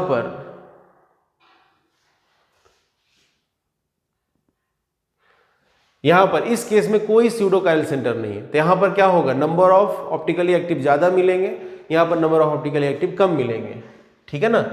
समझाने के हिसाब से बता रहा हूं ताकि आपको रटना ना पड़े। तब हम क्या करेंगे? यहां पर 2 पावर n-1 दोनों तरफ कर देंगे, 2 पावर n-1 दोनों तरफ कर देंगे। लेकिन ठीक है, देखिए यहां पर हो सकता है कि चूंकि n का वैल्यू यहां 4 है, यहां n का वैल्यू 3 है, तो सॉल्व करने पर हो सकता है ज्यादा आ जाए। वो बात नहीं कर रहा हूं, एक कंसेप्ट सिखा रहा हूं आपको कि ऑड नंबर के केस में स्यूडो कायरल सेंटर रहता है, उसकी वजह से कुछ ऑप्टिकली एक्टिव आइसोमर्स कम हो जाएंगे। इसलिए ऑप्टिकली एक्टिव का नंबर क्या होगा? 2 पावर n-1 माइनस जो कम होंगे वो कितना हो जाएंगे? 2n-1/2। -1 करके 2 से डिवाइड करेंगे, कंसेप्ट हम पहले से जानते हैं, ऑड नंबर है इसलिए पहले -1 करेंगे फिर 2 से डिवाइड करेंगे। ये हो गई ऑप्टिकली एक्टिव की कंडीशन। फिर अगला आता है meso compounds. Meso compounds. Meso compounds मतलब कैसे, ऑप्टिकली एक्टिव या inactive? Sir optically inactive, optically inactive. कितने हो जाएंगे यहां पर?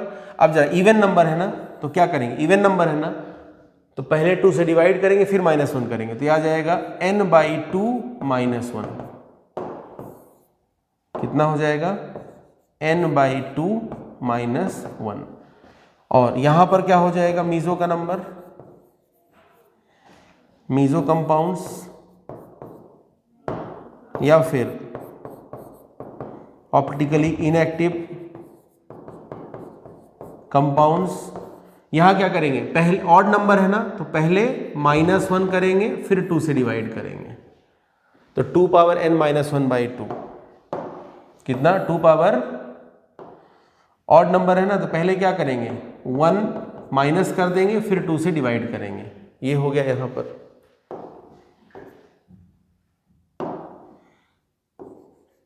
क्लियर हुआ बात इतना? फिर इसके बाद क्या आता है, टोटल आइसोमर्स, तो काउंट दोनों को ऐड कर दीजिए, टोटल ऑप्टिकल आइसोमर्स, तो दोनों का सम कर दीजिए, मतलब optically active plus optically inactive मतलब कि मीजो कंपाउंड्स। तो कितना हो जाएगा यहां पर, दोनों का सम करिए तो हो जाएगा 2 power n-1 plus 2 power n/2 -1। फिर अगला यहां पर, नेक्स्ट यहां पर आपसे पूछ लिया इनेंशियोमेरिक पेयर, तो उसका कंसेप्ट हम पहले से जानते हैं, इनेंशियोमेरिक पेयर्स कितने, जितने भी ऑप्टिकली एक्टिव होंगे डिवाइड बाय 2 कर देंगे।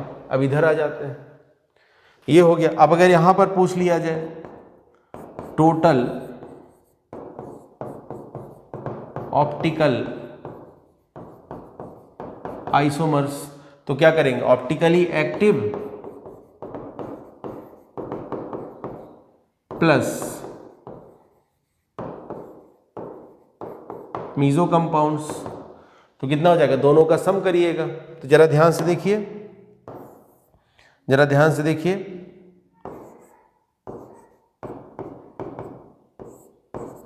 जब दोनों का सम करेंगे तो ये 2 पावर n-1/2, ये माइनस में ये प्लस में कैंसिल हो जाएगा, सिर्फ क्या बचेगा 2 पावर n-1, क्या बचेगा 2 पावर n-1। फिर इसके बाद पूछा जाए मीजो कितने बनेंगे, तो वही पुरानी कहानी, सॉरी इनेंशियोमेरिक पेयर्स कितने बनेंगे,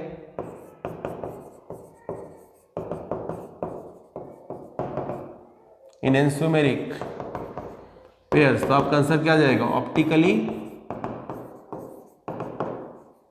एक्टिव बाई 2। ये हो गया यहां पर ये पूरी कहानी। अब देखिए अगर आप इसको रट्टा मारेंगे तो आप कंफ्यूज होंगे, लॉजिक से जाएंगे तो कोई कंफ्यूजन की बात नहीं होगी। चलिए लिख लीजिएगा सिमेट्रिक कंडीशन, जल्दी से लिखिएगा heading symmetric condition, symmetric condition, symmetric condition. फिर वीडियो पॉज करके जितना दिखाई दे रहा है उतना नोट कर लीजिए, वीडियो पॉज करके जितना दिख रहा है उतना नोट कर लीजिए, ठीक है। वीडियो पॉज कर जितना नोट करना है दिखाई दे रहा नोट कर लीजिए। अब उसके बाद इसके आगे ये नोट कर लीजिए,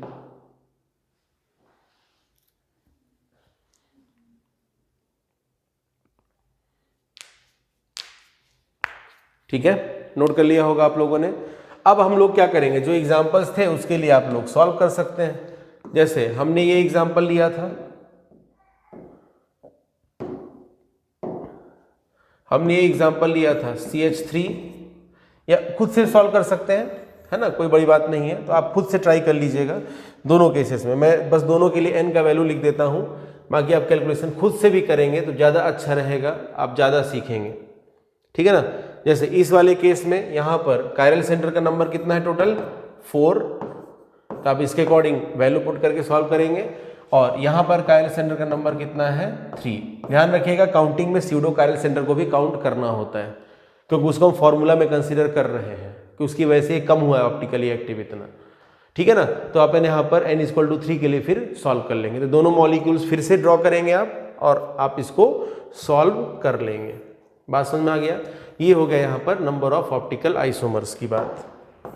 तो इसके लिए आप एक पेज छोड़ दीजिए, उसमें आप इन दोनों को खुद से जो मॉलिक्यूल्स बताए गए उन्हीं को सॉल्व कर लीजिएगा। बस इतना ही क्वेश्चन आता है, बहुत डिफिकल्ट क्वेश्चन नहीं आता। अगला टॉपिक लिखिएगा यहाँ पर racemic mixture and enantiomeric excess. Heading लिखिएगा racemic mixture and enantiomeric excess. Racemic mixture and enantiomeric excess. जैसे मान लीजिए कि एक मिक्सचर है जिसमें 50% डी फॉर्म है एक ही कंपाउंड का और 50% एल फॉर्म है। तो यहां पर बताइए 50% डी 50% एल पूरा रेसमिक मिक्सचर है कि नहीं। मतलब हम लोग कहेंगे यहां पर, मैं इसको थोड़ा सा अलग तरीके से समझाता हूं तो आपको अच्छे से समझ में आएगा। यहां पर मैं लिख लेता हूं मिक्सचर, यहां पर मैं लिख लेता हूं रेसमिक मिक्सचर और यहां पर मैं लिख लेता हूं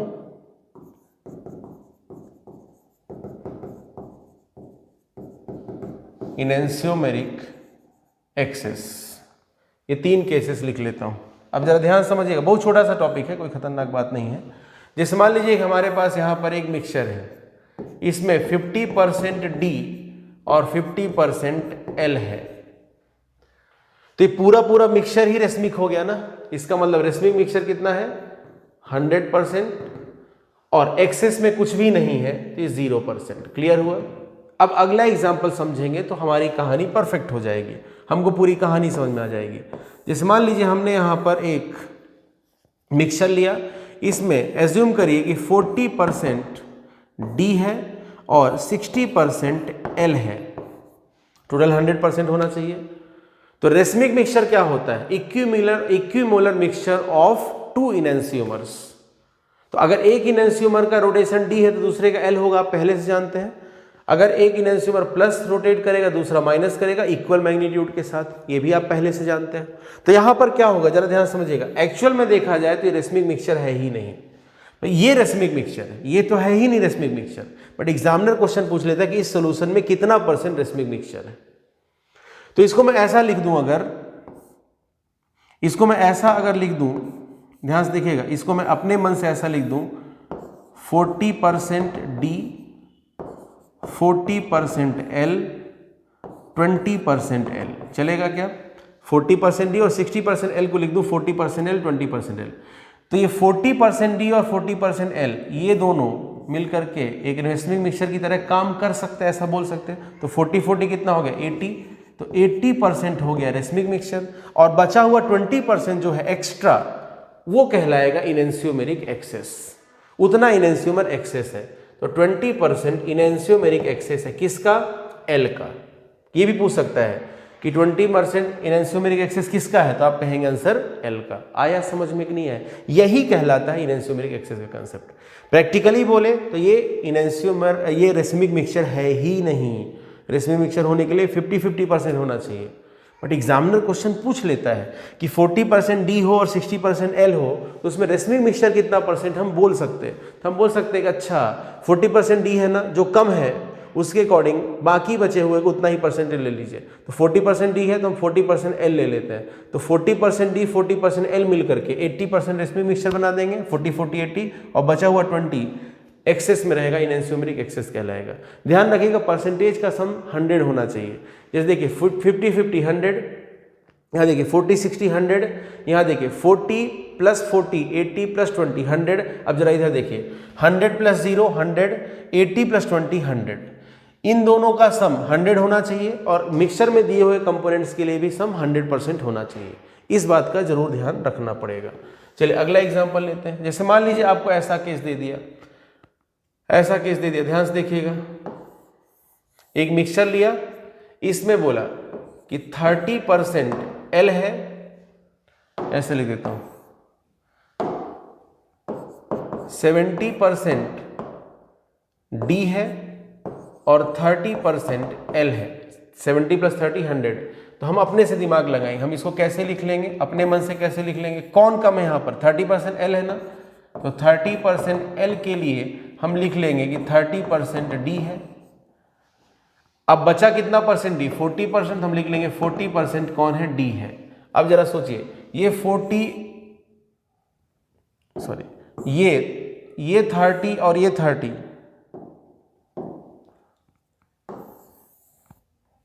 ये 30% और ये 30% दोनों मिल करके 50-50% DL की तरह काम करेंगे, है नहीं 50-50%, बराबर बराबर की तरह काम करेंगे। तो 60% रेसमिक मिक्सचर हो जाएगा, बचा हुआ 40% क्या हो जाएगा, इनएंशियोमेरिक एक्सेस। कई बार एग्जामिनर दूसरे तरीके से क्वेश्चन पूछ लेता है। देखिए जरूरी नहीं कि DL दिया जाए, यहाँ RS भी दिया जा सकता है, ठीक है ना। ऐसा जरूरी नहीं कि D और L ही दिया जाएगा, RS भी दिया जा सकता है। एक लास्ट केस ले लेते हैं, जैसे मान लीजिए आपसे बोल दिया 4 ग्राम R लेते हैं, इस बार R है और 7 ग्राम S है, तो कितना ग्राम रेसमिक मिक्सचर है, कौन कम है यहाँ पर, R कम है ना, तो आप इसको अपने मन से क्या लिख लीजिए, ऐसा लिख लीजिए 4 ग्राम R, तो S को भी लिख लीजिए 4 ग्राम S, और बचा कितना 3 ग्राम और S एक्स्ट्रा हो गया ना, तो 4 + 4 8 ग्राम क्या हो गया आपके पास, 4 + 4 8 ग्राम आपके पास क्या हो गया, रेसमिक मिक्सचर हो गया, और बचा हुआ 3 ग्राम इनएंशियोमेरिक एक्सेस हो गया। अब आप इसको ऐसे बोल सकते हैं, जरा देखो इनिशियल कितना है 7 + 4 11, जरा लास्ट में देखो 8 + 3 11, सम सेम रहना चाहिए, ठीक है। यही कंसेप्ट है इनएंशियोमेरिक एक्सेस का, और कुछ खतरनाक बात नहीं है। चलिए जल्दी से अब आप नोट करिए, ऐसा कॉलम बनाइए, मिक्सचर, फिर रेसमिक मिक्सचर और इनएंशियोमेरिक एक्सेस, रेसमिक मिक्सचर इनएंशियोमेरिक एक्सेस, ठीक है। फर्स्ट टू नोट कर लीजिए, वीडियो पॉज करके नोट करिए, फिर उसके बाद ये दोनों भी नोट कर लीजिए, ठीक है। वीडियो पॉज करके नोट करिए। अब ऑप्टिकल आइसोमेरिज्म का लास्ट टॉपिक पढ़ेंगे, लिखिएगा रिजोल्यूशन, हेडिंग लिखिएगा resolution of racemic mixture, resolution of racemic mixture, resolution of racemic mixture. इसके नीचे लिखिएगा पॉइंट, सेपरेशन ऑफ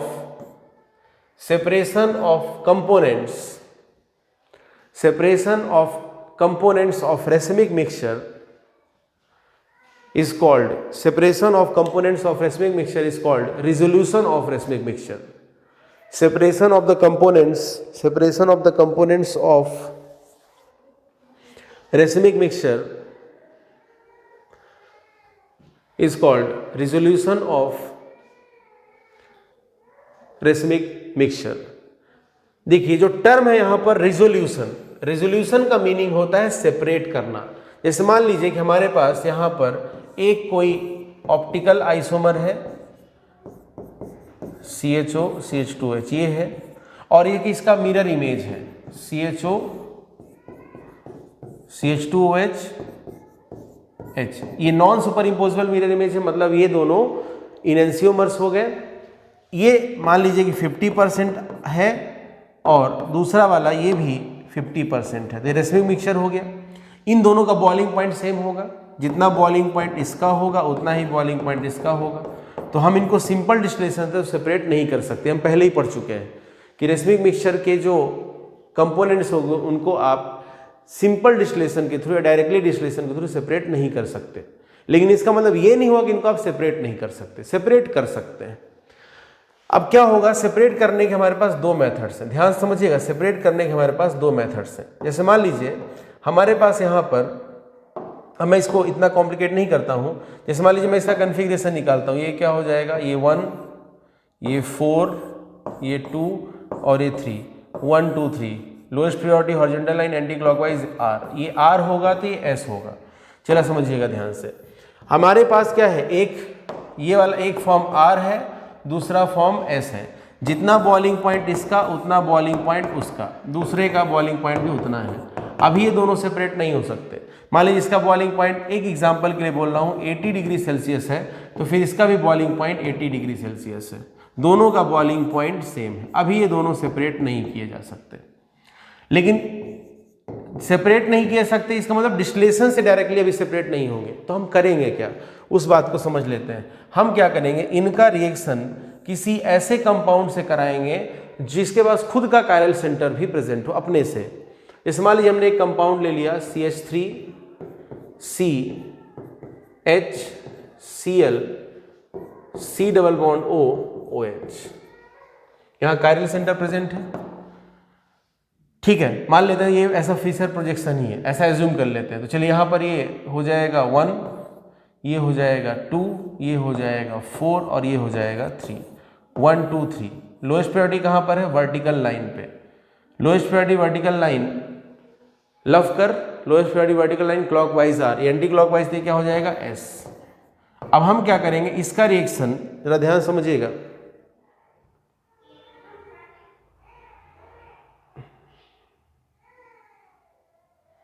हम इस एसिड का रिएक्शन इस एल्कोहल के साथ कराएंगे, तो एसिड और एल्कोहल की रिएक्शन होगी, एस्टर बनेगा। अब क्या करेंगे, जब इन दोनों की रिएक्शन कराएंगे, जरा ध्यान समझिएगा। ठीक है, तो ये गिवन कंपाउंड देख लीजिए एक बार, एल्कोहल है।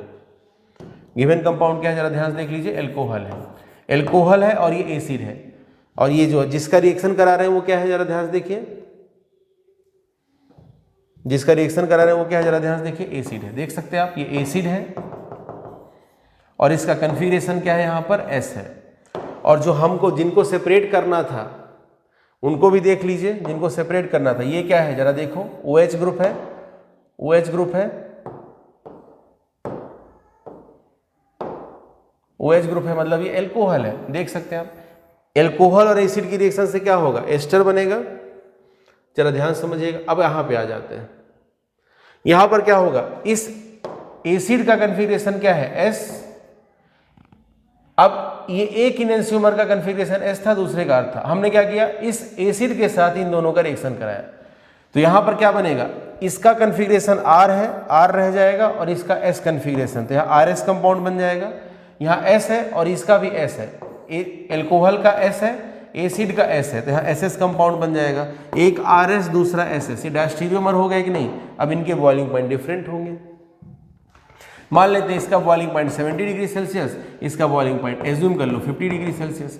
अब इन दोनों को डिस्टिलेशन से सेपरेट कर लेंगे, तो एक कंटेनर में हमारे पास रहेगा RS और एक में रहेगा SS, अलग हो गया।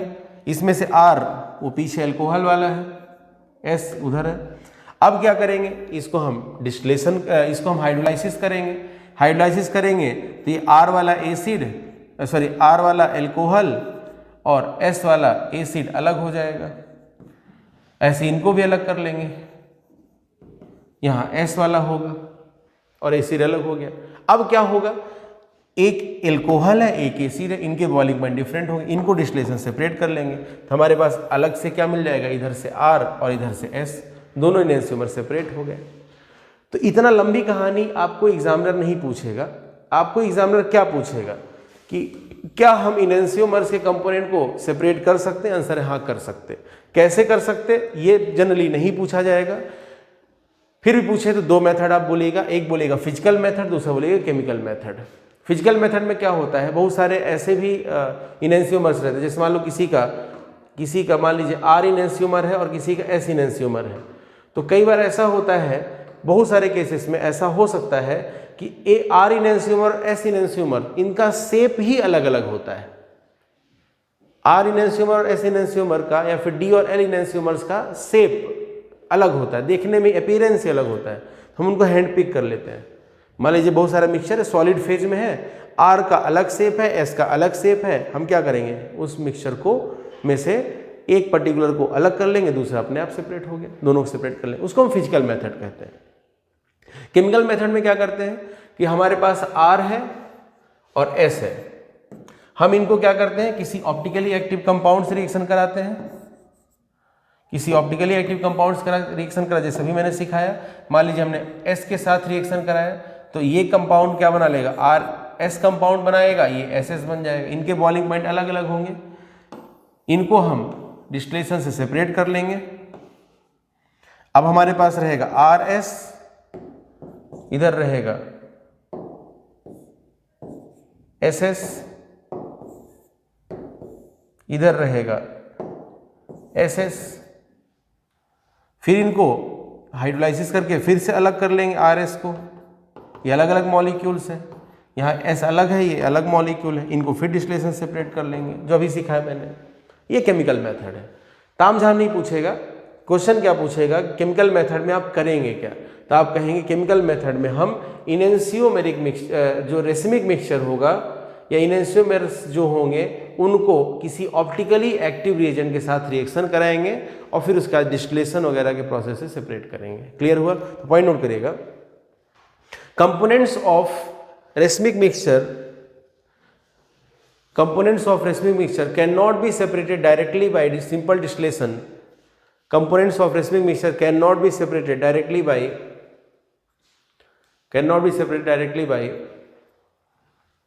simple distillation because they have equal boiling point, but they can be separated by physical methods and chemical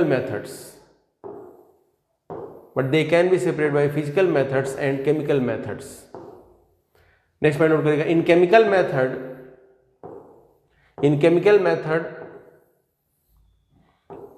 enantiomers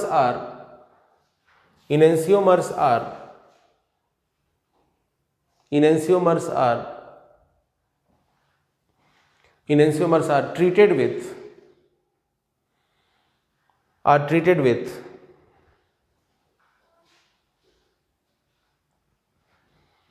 optically active reagent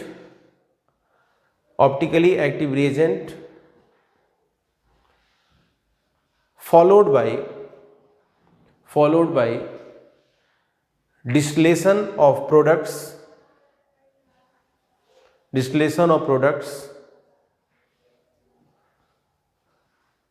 comma hydrolysis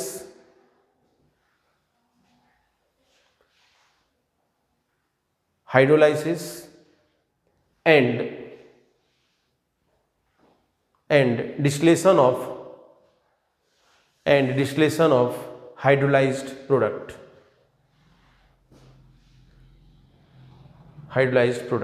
लिख लिया सभी लोगों ने। ये यहां से अपना ऑप्टिकल आइसोमेरिज्म कंप्लीट होता है। नेक्स्ट लेक्चर से हम लोग स्टार्ट करेंगे GOC, जनरल ऑर्गेनिक केमिस्ट्री। ये हमने पीछे पढ़ा था, इसमें एक पॉइंट हम लोग लिख लेते हैं, रह गया था, लिख लीजिएगा आप जल्दी से। 1,2 डायस्टीरियोमर्स, 1,2 यहाँ पर पीछे वाला पॉइंट जल्दी से वहाँ पर चले जाइए अपने नोटबुक में और लिख लीजिए 1,2 डायस्टीरियोमर्स, 1,3 डायस्टीरियोमर्स, 1,3 डायस्टीरियोमर्स, फिर उसके बाद 2,3 इनेंशियोमर्स, 2,3 इनेंशियोमर्स लिख लिया। ये एग्जाम्पल बहुत इंपॉर्टेंट है, ये इसको स्टार बना लीजिएगा, ये बहुत इंपॉर्टेंट एग्जाम्पल है। यहां पर आपसे 2 टाइप के क्वेश्चन पूछे जा सकते हैं। आपको ये कंपाउंड दे देगा, और फिर पूछेगा इस कंपाउंड के लिए कितने ज्योमेट्रिकल आइसोमर्स पॉसिबल है। तो ज्योमेट्रिकल आइसोमर्स कितने होंगे? 2, सिस एंड ट्रांस। पूछेगा स्टीरियो आइसोमर्स कितने पॉसिबल होंगे, तो आंसर जाएगा 3, सिस ट्रांस और mirror image of trans. Clear हुआ? ये बहुत इंपॉर्टेंट है। सिस ट्रांस ज्योमेट्रिकल आइसोमर्स होंगे, मतलब 1, 2, 1, 3 ज्योमेट्रिकल आइसोमर्स मतलब डायस्टीरियोमर्स भी साथ में, लेकिन 2, 3 एक दूसरे के non super imposable mirror image मतलब इनेंशियोमर्स होंगे। क्लियर हुआ? तो ये यहाँ से अपना ऑप्टिकल आइसोमेरिज्म का टॉपिक कंप्लीट होता है। अगले लेक्चर से हम लोग स्टार्ट करेंगे GOC। Thank you.